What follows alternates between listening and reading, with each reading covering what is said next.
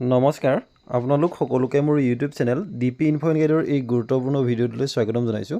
ছাৰবিদেউসকল, এই ভিডিঅ'টোত কৰ্মচাৰীসকলৰ গ্ৰেড পে সন্দৰ্ভত গ্ৰেজুৱেট গ্ৰেড পেৰ সন্দৰ্ভত অসম চৰকাৰৰ বিত্ত বিভাগৰ তৰফৰ পৰা জাৰি কৰা এখন অত্যন্ত গুৰুত্বপূৰ্ণ নিৰ্দেশনাৰ ইনফৰমেশ্যনখিনি অতি চমুকৈ জনাবলৈ চেষ্টা কৰিম।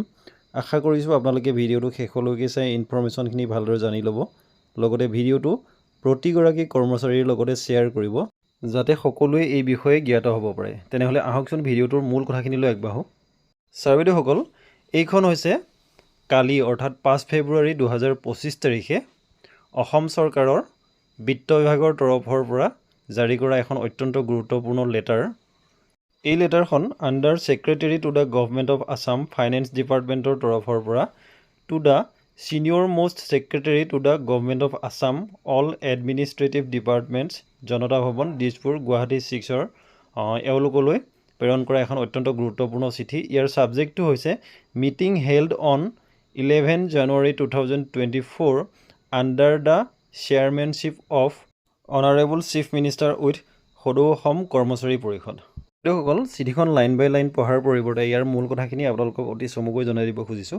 ইয়াৰ মূল কথাখিনি হৈছে যোৱা 11 জানুৱাৰী তাৰিখে সদৌ অসম কৰ্মচাৰী পৰিষদৰ প্ৰতিনিধিবৰ্গৰ লগত অসমৰ মাননীয় মুখ্যমন্ত্ৰী মহোদয়ৰ এক বিশেষ বৈঠকত মিলিত হৈছিল আৰু সেই বৈঠকত কেইটামান কথা সিদ্ধান্ত গ্ৰহণ কৰা হৈছিল যে যিসকল কৰ্মচাৰীৰ এণ্ট্ৰি লেভেল কোৱালিফিকেশ্যন গ্ৰেজুৱেশ্যন হয়, অৰ্থাৎ তেওঁলোকে যিটো পোষ্টত কাম কৰি আছে সেই পোষ্টটোৰ বাবে এণ্ট্ৰি লেভেল কোৱালিফিকেশ্যন যদি গ্ৰেজুৱেশ্যন হয়, তেনেধৰণৰ কৰ্মচাৰীসকলৰ বাবে তেওঁলোকৰ গ্ৰেড পে'সমূহ গ্ৰেজুৱেট লেভেল কৰি দিয়া হ'ব বুলি কোৱা হৈছিলে। কাৰণ বহু সংখ্যক এনে কৰ্মচাৰী আছিল যাৰ এণ্ট্ৰি লেভেল কোৱালিফিকেশ্যন গ্ৰেজুৱেট, কিন্তু তেওঁলোকে গ্ৰেজুৱেট গ্ৰেড পে' লাভ কৰা নাছিল। তেওঁলোকক আণ্ডাৰ গ্ৰেজুৱেট গ্ৰেড পে'ৰ লগত এটাচমেণ্ট কৰি থোৱা হৈছিল।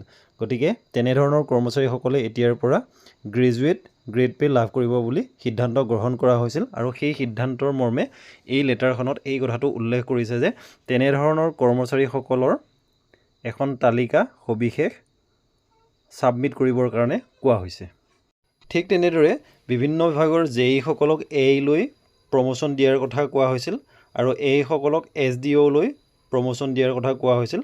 গতিকে সেই সন্দৰ্ভতো এই লেটাৰখনৰ জৰিয়তে সবিশেষ এখন তালিকা ছাবমিট কৰিবৰ কাৰণে কোৱা হৈছে। নিজৰ নিজৰ এডমিনিষ্ট্ৰেটিভ কণ্ট্ৰলৰ আণ্ডাৰত যিমানখিনি আছে তেনেধৰণৰ কৰ্মচাৰীসকলৰ এখন সবিশেষ তালিকা প্ৰস্তুত কৰি ছাবমিট কৰিবৰ কাৰণে কোৱা হৈছে।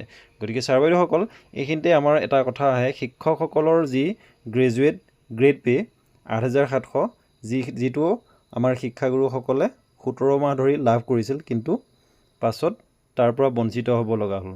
গতিকে এই সন্দৰ্ভত চৰকাৰে কি বিবেচনা কৰিলে সেই সন্দৰ্ভত কোনো ধৰণৰ শেহতীয়া তথ্য বা শেহতীয়া কোনো ধৰণৰ প্ৰতিক্ৰিয়া কৰ্মচাৰী পৰিষদৰ তৰফৰ পৰা বা আমাৰ শিক্ষক সমাজৰ তৰফৰ পৰা বা চৰকাৰৰ তৰফৰ পৰাও আমি দেখিবলৈ পোৱা নাই।